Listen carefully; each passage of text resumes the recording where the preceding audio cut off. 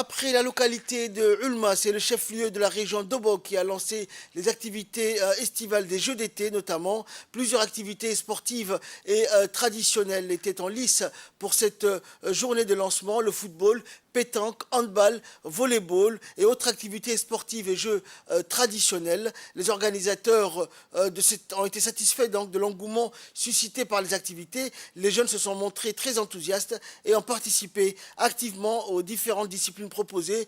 Au football a été particulièrement populaire avec de nombreuses équipes locales qui ont défilé avant le match d'ouverture. Les jeux traditionnels ont également attiré de nombreux participants et spectateurs curieux de découvrir ces activités d'un autre temps. Les participants ont été nombreux, la foule des spectateurs encore plus, et la délégation du secrétariat d'État au sport était là donc pour superviser le bon déroulement de ces jeux.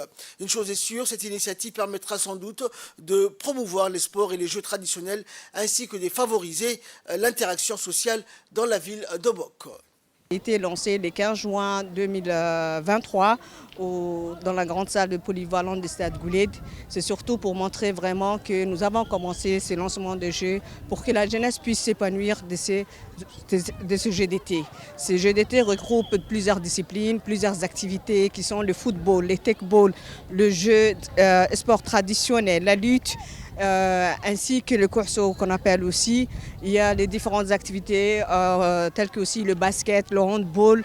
Et surtout qu'on organise ce genre d'événements, c'est pour que, comme j'ai dit, la jeunesse puisse profiter un maximum, pour qu'ils puissent s'épanouir dans ces activités. Et je tiens vraiment à remercier le préfet d'Obok, M. Moussa, et qui est venu aussi faire le lancement de ce jeu d'été.